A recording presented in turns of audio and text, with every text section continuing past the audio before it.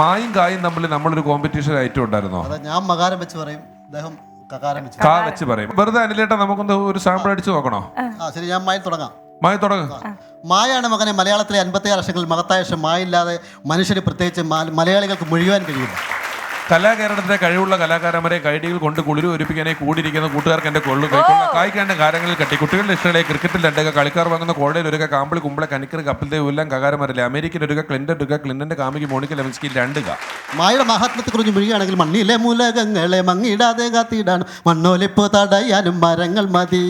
മരമില്ലാതായാൽ പിന്നെ മഴയില്ലാതായി മാറും, മഴയില്ലാതായാൽ പിന്നെ മണ്ണിടം മോശം.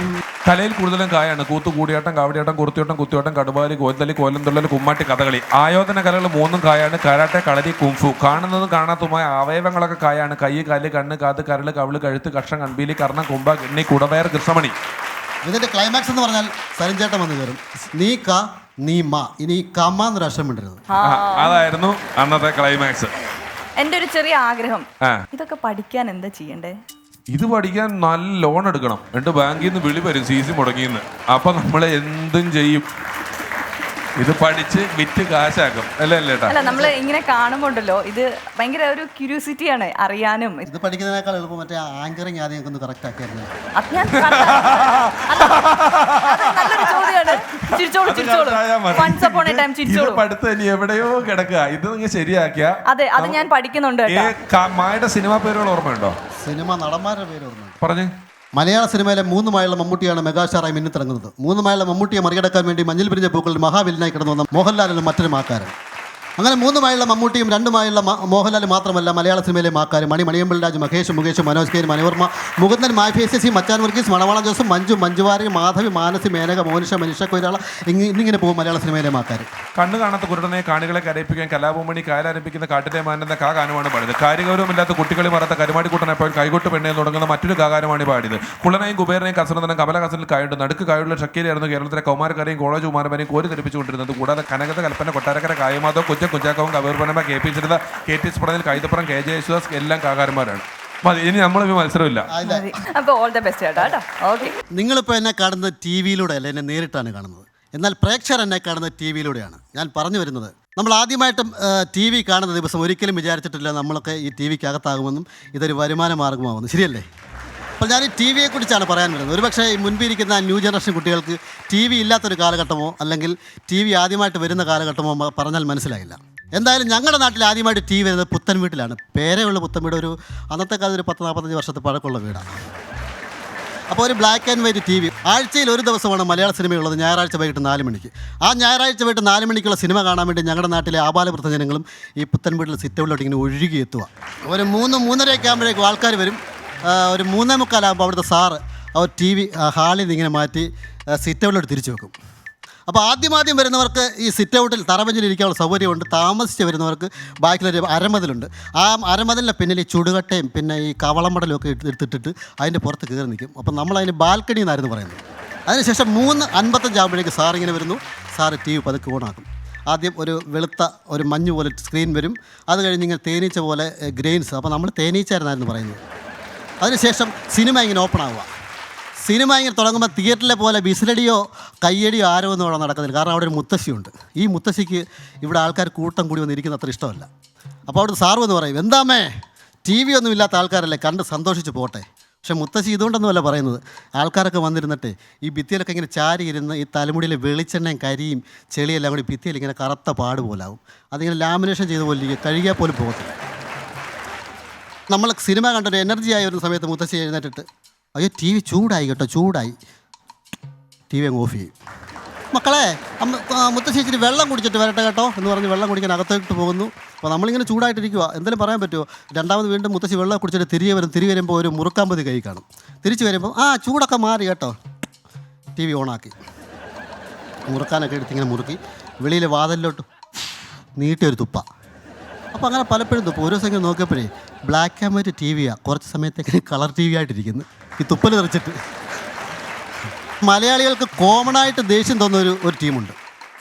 ബാലകൃഷ്ണൻ, മായ, അളകനന്ദ, അങ്ങനെയൊക്കെയുള്ള ആൾക്കാർ. അവർ TV-യിൽ ന്യൂസ് വായിക്കുന്നവരാണ്. TV-യുടെ ക്ലൈമാക്സ് ഇങ്ങനെ ആയി വരുമ്പോഴേക്കാണ് TV-യിൽ എഴുതി കാണിക്കും, പ്രധാന വാർത്തകൾക്ക് ശേഷം മലയാള ചലച്ചിത്രം തുടരും. അപ്പോൾ ശരിക്കും പറഞ്ഞാൽ ഒരു ഇൻ്റർവെലാണ്. അപ്പോൾ ടോയ്ലറ്റിൽ പോകുന്നവർക്കൊക്കെ ബാക്കിൽ പോകാം, ആ വരമ്പ് നിന്ന് കാര്യം സാധിക്കാം. അപ്പോൾ ഈ ഇരിക്കുന്നവരാരും എഴുന്നേക്കത്തില്ല, കാരണം ഈ സീറ്റ് നഷ്ടപ്പെടുമല്ലോ. അപ്പോൾ ഇരിക്കുന്നവരാരും എഴുന്നേക്കത്തില്ല. അപ്പോൾ ആ കാലഘട്ടത്തിൽ നമുക്ക് ഈ ദേശീയ നേതാക്കന്മാരോട് സത്യം പറഞ്ഞാൽ ഭയങ്കര ആരാധനയാണ്. അവർക്ക് സ്വന്തം അച്ഛനോടും അമ്മയോടും ഇല്ലാത്തൊരു സ്നേഹവും ബഹുമാനവും. അവർക്കാർക്കും ഒരാപത്തും വരരുതെന്ന് നമ്മൾ പ്രാർത്ഥിക്കും. കാരണം മറ്റൊന്നും കൊണ്ടൊന്നുമില്ല, ഇവരാരെങ്കിലും മരിച്ച പിന്നെ ഒരാഴ്ചത്തേക്ക് ടി വിയിൽ വീണവായനയാണ്. അപ്പോൾ ആ കാലഘട്ടത്തിലാണ് നമ്മുടെ രാജീവ് ഗാന്ധി, പ്രധാനമന്ത്രി രാജീവ് ഗാന്ധി മരിക്കുന്നത്. അന്നും ഒരാഴ്ച മൊത്തം വീണവായനയായിരുന്നു. വീണവായനയാണെങ്കിലും നമ്മൾ പതുക്കെ ആ ഗേറ്റിൻ്റെ അടക്കം ചെന്ന് ചെവി ഇങ്ങനെ വെക്കും. വീണവായന അങ്ങ് ഇടയ്ക്കാണ് നിർത്തിയാലോ, പക്ഷേ വീണവായന ഫുള്ള് ഇങ്ങനെ തുടർന്നുകൊണ്ടിരിക്കും. അപ്പോൾ നമ്മുടെ നാട്ടിൽ ഒരു വീണ വിദ്വാനുണ്ടായിരുന്നു, ജോൺസൺ ആശാൻ. പുള്ളി AAR ഫെയിമ. പുള്ളിയാണ് അന്ന് ഈ രാജീവ് ഗാന്ധി മരിച്ച സമയത്ത് അവിടെ വീണ വായിക്കാൻ വേണ്ടി പോയത്. അദ്ദേഹം അവിടെ ഒരാഴ്ച വീണ വായിച്ചു. ആശാൻ അവിടെ നിന്ന് തിരിച്ചു വന്നിറങ്ങുമ്പോൾ നാട്ടുകാർ അദ്ദേഹത്തിൻ്റെ പേരിട്ടു നീറോ ചക്രവർത്തി. കാരണം അവിടെ വീണ വായിച്ചുകൊണ്ടിരുന്നപ്പം ഇവിടെ അദ്ദേഹത്തിൻ്റെ വീടും പുരയുടെ മൊത്തം കത്തിപ്പോയി. നമ്മുടെ നാട്ടിലെ പ്രധാനപ്പെട്ട പ്രേമങ്ങളെല്ലാം പൊട്ടിവിടുന്നത് ഈ സിറ്റൗട്ടി വെച്ചായിരുന്നു. കാരണം ഇന്നത്തെ പോലെ ആൺ പെൺ വ്യത്യാസമൊന്നും വന്നില്ല.